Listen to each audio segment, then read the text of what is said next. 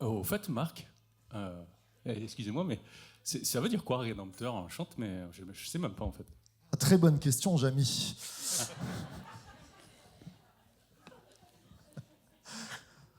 Le Rédempteur. Joyeux Noël déjà à tous. Est-ce qu'on peut se tourner vers son voisin et lui dire dans les yeux un bon grand Joyeux Noël?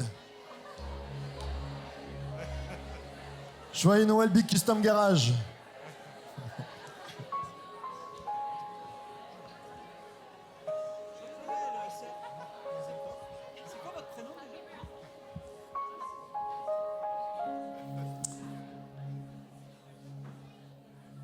Et est-ce qu'on peut dire, puisque c'est lui qui nous réunit, un bon anniversaire à Jésus? À 3, on dit bon anniversaire à Jésus. 1, 2, 3. Bon anniversaire Jésus. On peut l'applaudir aussi.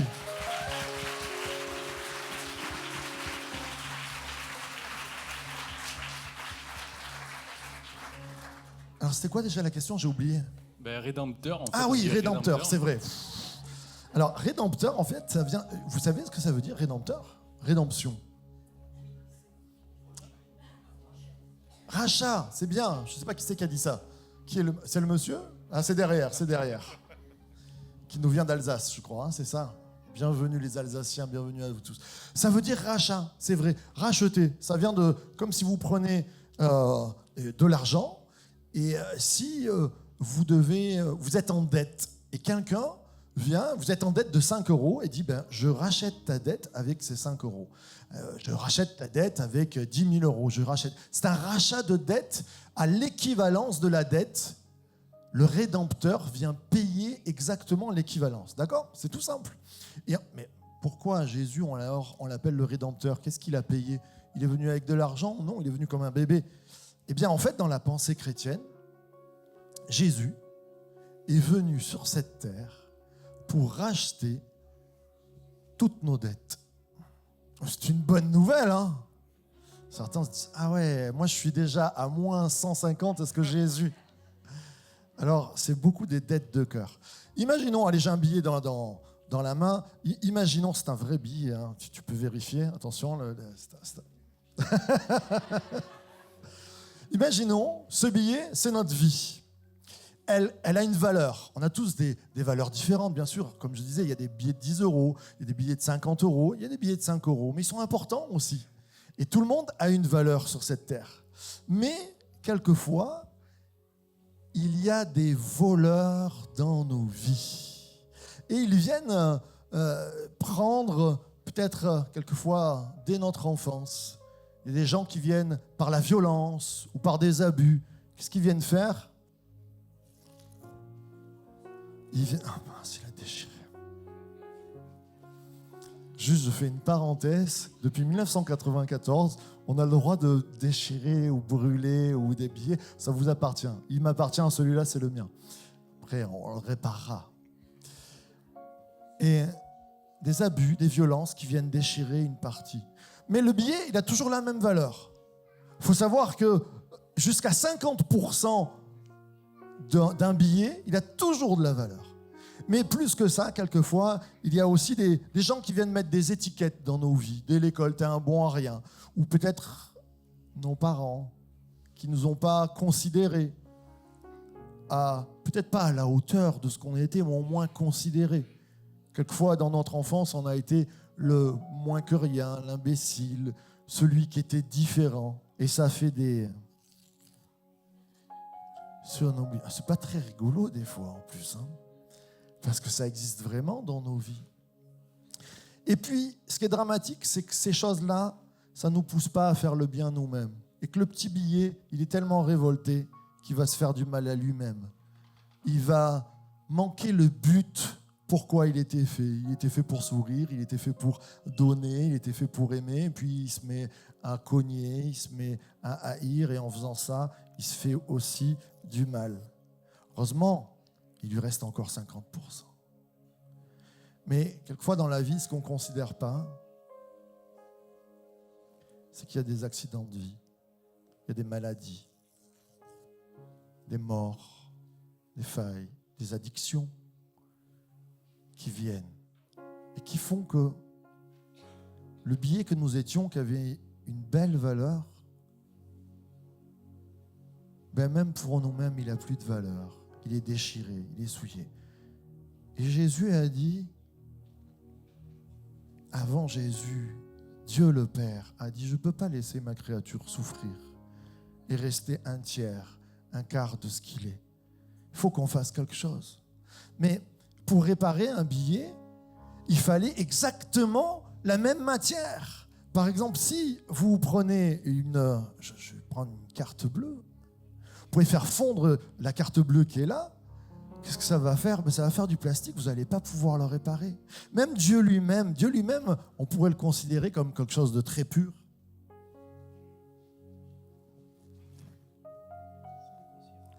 Imaginons que c'est une pièce d'or. Et Dieu lui-même s'est dit, mais je ne peux pas me fondre, comment je vais faire? Alors il a pris une partie de lui-même, il a dit, je vais m'incarner. C'est ça la venue de Jésus. Jésus qui vient en papier, alors qu'il était de l'or. Jésus qui vient s'abaisser pour venir nous réparer, pour nous donner une chance. Et comme je vous ai dit, pour une dette, il faut que le Rédempteur paye la même valeur. C'est-à-dire que vie pour vie, dans le processus de Dieu. Et Jésus est monté à la croix, c'est ça la rédemption, c'est je donne ma vie, je donne mon papier, je me suis fait papier. En donnant mon papier, je te le donne et je rachète. Et il va racheter à la violence, il va racheter aux abus, il va racheter aux moqueurs, il va racheter même à nos fautes, à nos erreurs. Il va racheter ce bout de papier, il va dire, je veux recoller ça. Et tout ça, il le donne au travers du message de l'Église. Ambre, tu représentes l'Église ce matin, qui va réparer ce pauvre billet ce matin. Parce que Dieu veut réparer ce billet. Je lisais un article il n'y a pas longtemps. Est-ce que vous connaissez Frédéric Beigbeder? Qui c'est qui connaît? Juste comme ça. Comme la mienne. Frédéric Beigbeder, c'est un littéraire, c'est un écrivain, un grand penseur. Il a une 50aine d'années. Cet homme-là était connu pour faire de très beaux livres, mais aussi pour être un fêtard invétéré. Ses amis disent de lui que c'était le pire dans la fête, dans le sens de la consommation de cocaïne, d'alcool. Et lui-même se dit, dans ce que je lisais, il disait, j'étais le jumeau de Pierre Palmade. On faisait n'importe quoi. Puis un jour, alors qu'il est en 2008, il écrit un livre, il reçoit le prix Goncourt pour son livre. Il est tellement heureux et il va le fêter, et il fête avec un peu trop de cocaïne. Il est dans la salle de réception, puis il doit aller au WC. Il est en train de mourir sur les WC, en train de vomir. Il se dit, là, je fais une overdose, je vais y passer. Il n'y passe pas. Mais il se dit, mais je dois changer de vie. J'ai brûlé mon petit billet. J'avais de la chance, mais avec ces addictions-là, j'arrive pas à m'en sortir. J'essaie, mais j'arrive pas. C'est très intéressant, Frédéric Beigbeder, qui est quand même reconnu. Il essaye de s'en sortir, mais même là, il a du mal. Puis un jour, il dit, je vais couper. On m'a parlé d'un Dieu. Je vais aller dans un monastère. Je ne sais pas comment je vais faire pour trouver Dieu. Je vais dans un monastère, je me coupe. Et dans son témoignage, c'est très intéressant. Il dit, je me suis simplement mis à genoux et puis j'ai senti quelque chose. Une présence. Pas une présence qui venait me dire que j'étais méchant, que j'avais fait des erreurs. Une présence qui me disait, je t'aime. Ce que nous amenons au travers du message de Noël. Parce que nous aussi, tous là, on n'est pas là pour vous faire la leçon, vous dire nous on est bien, vous êtes mal, du tout. On est comme tous les humains, on a eu nos addictions, on a nos problèmes, on a nos caractères, on a nos billets déchirés. Mais Jésus est venu pour réparer les cœurs brisés. Il y a un verset qui va être affiché où il nous est dit, le voleur, il ne vient que pour dérober. C'est Jean 10. Il ne vient que pour dérober, voler, meurtrir. Mais moi, je suis venu pour que mes brebis aient la vie, pas simplement la vie, qu'elles aient la vie en... vous le connaissez. Alors on va le répéter pour les amis qui ne le savent pas. Pour qu'elles aient la vie en abondance. Je reviens sur Frédéric Beigbeder qui disait, aujourd'hui je peux dire que je doute de l'inexistence de Dieu. C'est intéressant ça. Je doute de l'inexistence de Dieu. J'aimerais te mettre le doute ce matin sur l'inexistence de Dieu. Et te dire, oui, tu peux essayer de te réparer. Il y a des choses qui marchent bien sûr. Mais Jésus est venu pour te réparer complètement.